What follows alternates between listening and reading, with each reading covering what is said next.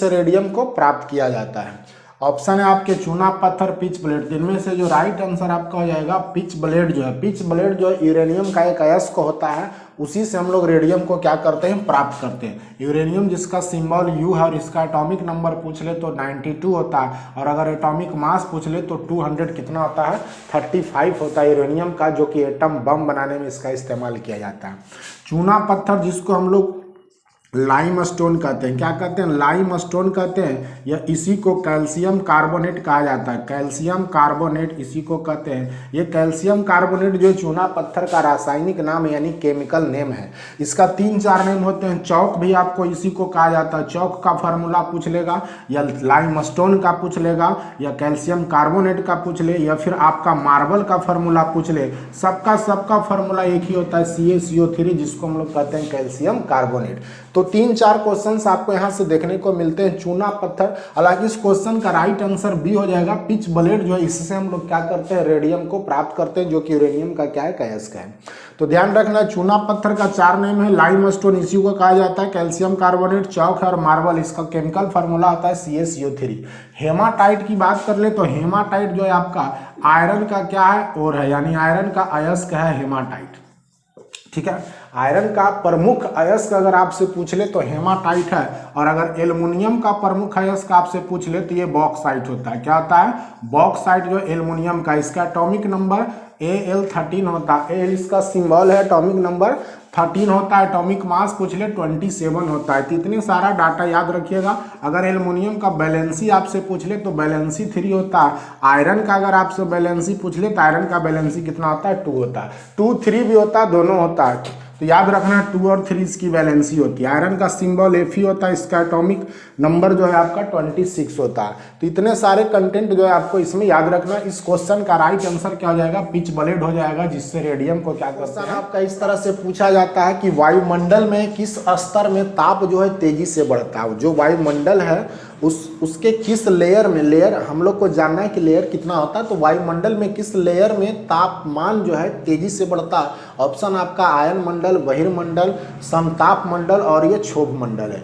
तो इनमें से कौन से ऐसे लेयर हैं जो आपका उसके ऊपर जाने पर जो ना टेम्परेचर जो है तेजी से बढ़ने लगता है। तो आपका इस क्वेश्चन का राइट आंसर जो आएगा बी जो है आपका सही है, बहिर्मंडल। बहिर्मंडल जो है धरातल से 640 किलोमीटर की दूरी पर है। ठीक है, हमारे अर्थ से बहिर्मंडल तक का जो डिस्टेंस है वो कितना है, 640 किलोमीटर है। और इसके ऊपर जैसे ही हम लोग जब जाते हैं या इसके ऊपर जो जाने लगते हैं तो इसके ऊपर जो है तापमान क्या होता है, तेजी से बढ़ने लगता है। तापमान में क्या आ जाती है, बढ़ोतरी आ जाती है आपका। और इसमें होता है कि इसमें यहाँ पर जब बहिर्मंडल में जब आप जाते हैं तो उसके ऊपर जो तापमान बढ़ता है तो वहाँ पर जो हवा होती है ना, उसमें सबसे ज़्यादा हाइड्रोजन और आपका हीलियम, ये 2 गैस की क्या होती है, प्रधानता होती है। मतलब यहाँ पर 2 गैस जो होता है ज़्यादा मात्रा में, 2 गैस जो होता है आपका हीलियम और क्या है आपका हाइड्रोजन, इस हवा में जो है ज़्यादा मात्रा में क्या होती है, प्रधानता होती है। वैसे आपका ये भी इम्पोर्टेंट है समताप मंडल। ठीक है, समताप मंडल, समताप मंडल, इसको हम लोग स्ट्रेटोस्फेयर कहते हैं, स्ट्रेटोस्फेयर कहा जाता है। ये वही मंडल है जिसमें ओजोन लेयर है। कौन सा लेयर है, ओजोन लेयर आपका इसी में है। ठीक है, ओजोन लेयर, ओजोन लेयर का जो ओजोन गैस भी है एक आपका, ओजोन गैस का फार्मूला अगर आपसे पूछ ले तो O3 होता है। और पूछा जाता कि ओजोन लेयर जो है किस मंडल में है, तो आपका समताप मंडल हो जाएगा, या इसको स्ट्रेटोस्फेयर कहते हैं। और जो हमारा एरोप्लेन, सबसे खतरनाक क्वेश्चन है कि जो एरोप्लेन उड़ता है, एरोप्लेन पूछा जाता है कि किस मंडल में उड़ता है या किस लेयर में, वायुमंडल का जो एटमॉस्फेयर होता है उसके किस लेयर में एरोप्लेन जो जाकर के उड़ता है, तो आपका यही स्ट्रेटोस्फेयर है। यहाँ जो आपका 20 से 50 किलोमीटर तक का जो लेयर होता है ये आपका स्ट्रेटोस्फेयर होता है।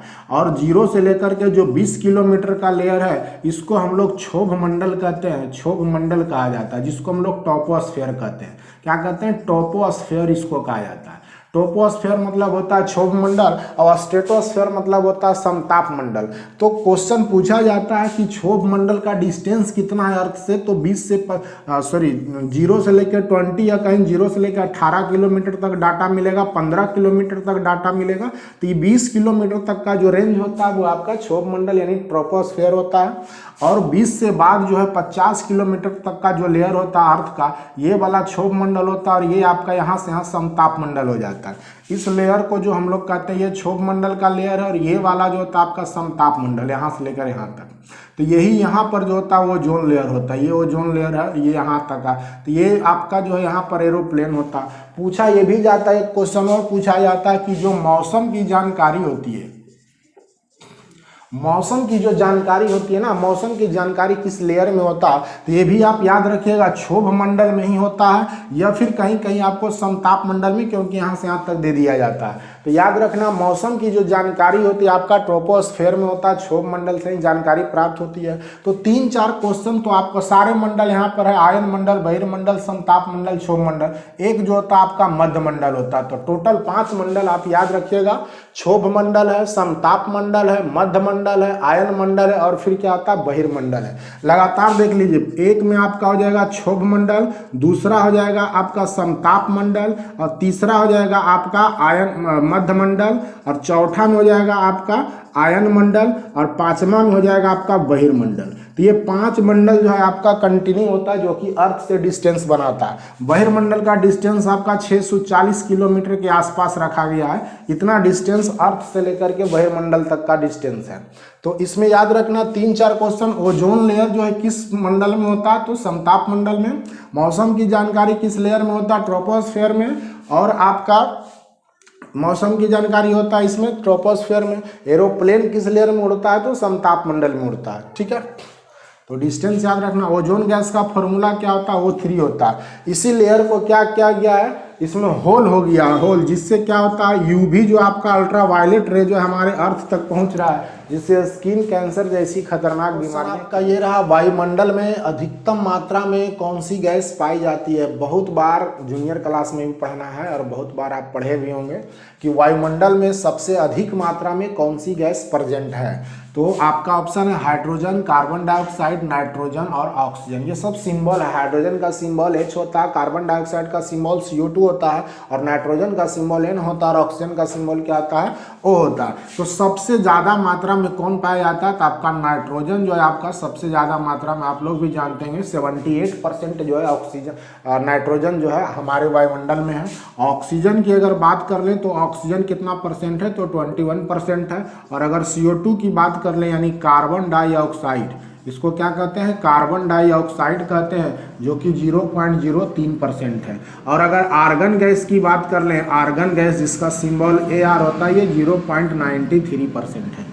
तो इन गैसों का डिटेल्स है। नाइट्रोजन 78% होता है, ऑक्सीजन 21% है, CO2 जो है आपका 0.03% है और आर्गन जो होता है 0.93% होता है। आर्गन जो होता है आपका ये नोबेल गैस होता है। कौन सी गैस है, नोबेल गैस है। टोटल नोबेल गैस कितना होता है, तो 7 होता है, जिसमें एक आर्गन है। इसका एटॉमिक नंबर अगर आपसे पूछ लिया जाए तो ये 18 होता है। बल्ब में जो गैस फिल किया जाता है, जो बल्ब में गैस फिल किया जाता है वो यही रहता है, आर्गन गैस होता है। ठीक है, क्वेश्चन पूछा जाता है कि विद्युत बल्ब में कौन सी गैस फिल होती है, तो ये आपका आर्गन होता है। तो ध्यान रखना है। ऑक्सीजन जो होता है रिएक्टिव है। नाइट्रोजन, नाइट्रोजन की बात कर लें तो 1772 ईस्वी में इसकी खोज किया गया था, यानी आविष्कार हुआ था। डेनियल रदरफोर्ड नामक साइंटिस्ट ने किया था। कौन किए थे, डेनियल रदरफोर्ड। डेनियल रदरफोर्ड ये साइंटिस्ट का नाम था जिन्होंने नाइट्रोजन गैस की खोज किया था 1772 ईस्वी में। स्कॉटलैंड थे, स्कॉट के ये साइंटिस्ट थे। तो इतना सारा कंटेंट आपको याद रखना है। अगर हम लोग इनहेल में पूछ लेते हैं तो इनहेल और एक्सहेल आप समझ लीजिए।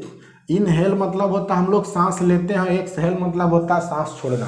तो जब हम लोग ब्रीथ करते हैं तो उसमें 78% नाइट्रोजन रहता है, 21% ऑक्सीजन होता है और कार्बन डाइऑक्साइड परसेंट इतना रहता है। लेकिन जब हम लोग एक्सहेल करते हैं तो 78% ही रहता है, लेकिन ऑक्सीजन जो है 17% रिलीज होता है और कार्बन डाइऑक्साइड जो आपका ये 4% रिलीज होता है। तो ये भी क्वेश्चन पूछा, छोड़ते हैं तो सांस को छोड़ने में कार्बन डाइऑक्साइड का परसेंटेज कितना होता है, तो 4% होता है। और अगर ऑक्सीजन का पूछ ले आपसे तो 17% होता है, नहीं 17% है। और नाइट्रोजन कितना परसेंट होता है, तो 78% है। इट्स वेरी इंपॉर्टेंट, इसमें बहुत सारे क्वेश्चन हैं। नोबेल गैस का संख्या कितना, पहले 6 था, अब 7 हो गया है। 7वां कौन सा है, तो ओजी आपका, जिसको हम लोग ओगेन्सन्स कहते हैं। क्या कहते हैं, ओगेन्सन्स कहते हैं। और इसका एटॉमिक नंबर 118 है। तो टोटल नोबेल गैस या फिर इसको इनर्ट गैस कहा जाता है, ये भी आप याद रखिएगा। नोबेल गैस या इनर्ट गैस दोनों सेम है।